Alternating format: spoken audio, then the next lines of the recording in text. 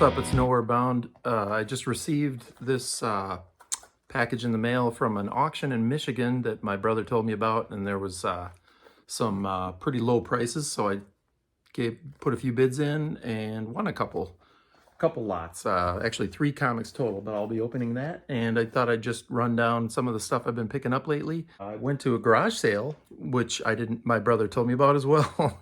He's my tipster.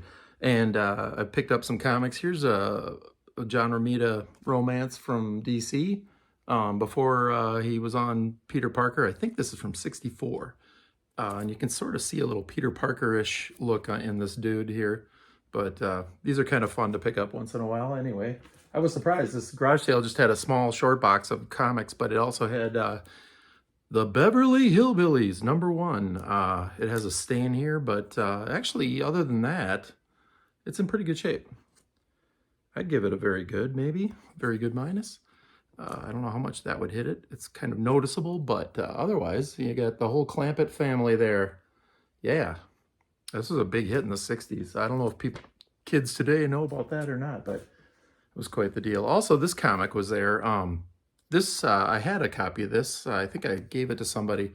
So I saw that there, and I was kind of like, oh, yeah, I remember this. A Barry Windsor Smith cover, very cool. Predator versus Magnus, the robot fighter. I thought that was neat. Oh yeah, and this was also from that garage sale. This one is in worse shape than I thought, but I just thought it was amusing because it was a 50s Dell 10 center, but it is pretty beat up, but it was kind of cool. Bugs Bunny and Elmer Fudd there. Also, this was funny. Dennis the Menace apparently had a Marvel run, so this was his first issue in Marvel Comics, and I was surprised to see that there. I forgot that there was a Dennis the Menace. This is actually one of the characters that I first started buying comics when I was a little kid. Dennis the Menace, and your Walt Disney, your Uncle Scrooge stuff. That was awesome.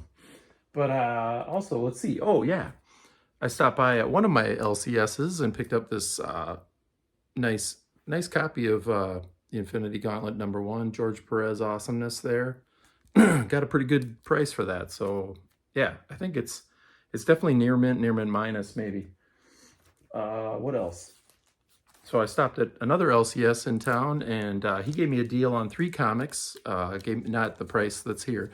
Yeah, so this is a Weird War Joe Kubert cover. Pretty cool. So that was neat. Another 70s comic.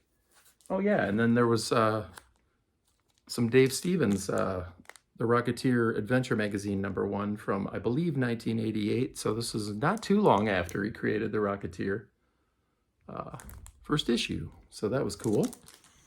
Then there was also the 3rd comic in that little deal was Spider-Man 169 with the Romita cover. Inside art by Ross Andrew and Mike Esposito on inks, I believe. So that was cool. Just yesterday I went to my antique shop, and I had seen this comic before, but I wasn't really sure if I really wanted to even look at it. It was under glass, but I picked it up yesterday. Susie #73 from February 1950. The artist is Bill, God, I've forgotten his name now. Anyway, Bill, God, it's gonna kill me. Anyway, I'll probably maybe I'll try to put it down here. But anyway, really cool cover. And there's some good girl art. 1950, I was pretty impressed with that they had this at the antique shop I was at. They don't usually have these more Archie classics like that from that old. Anyway, let's open this up. This is from an auction house in Michigan that I heard about. So let's see what we got here. Very easy to open. All right. Yeah, I was a little surprised, even with the fees and mailing was very reasonable. So I was really happy. The cost was not, the extra cost was, it was 15% buyer's premium, and then the shipping was only like $9 for all 3 of these, so I was really happy. So the first one picked up Spider-Man 76. This was just one of my bids that succeeded, so let's see. It looks in pretty good shape. I think it was billed as a very good plus. Yeah, I think that would be about right. If it's complete, I haven't looked through it yet, but very cool lizard cover. And that's got to be Ramita. Yeah, of course. So when he was on full-time duty there. Very cool from that classic time. What else we got here? Oh, yeah. Oh, they got both comics in one bag. Let's see. All right. Let's see here. The first one, it looks pretty good. This is a neat one. I have a copy of this, but this was part of a 2-comic set, and it was very cheap. I think I got both of these for $21, so not too bad. Even with the extra charges or whatever, it probably came to 26, 27, I don't know.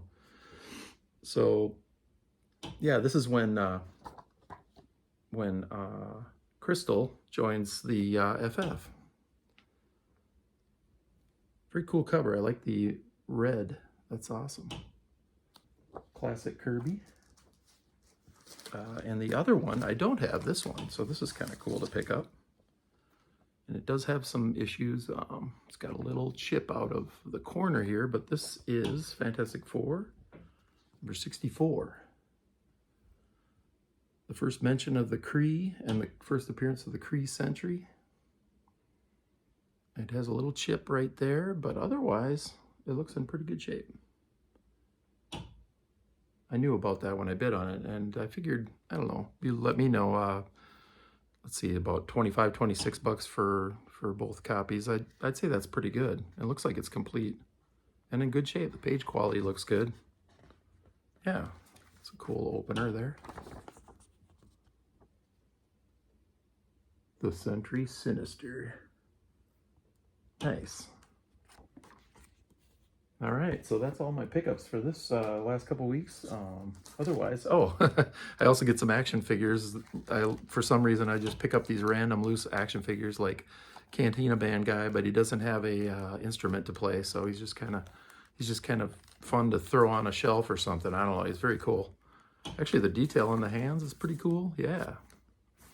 And then also picked up this King Kong classic. I like the. This one was the first one that NECA came out with. They've since come out with one where you can move the jaw, and the head sculpts are a little bit different. But this came also with the 2 additional fists and extra face sculpt. It's a little more vicious looking. But I kind of like this one, this look, because it reminds me of the 1933 movie a lot. Very, very close to that original guy, and the articulation's really cool on this one. So I'll always, if I can find this for cheap, I'll pick it up. So anyway, that's about it for me. Thanks.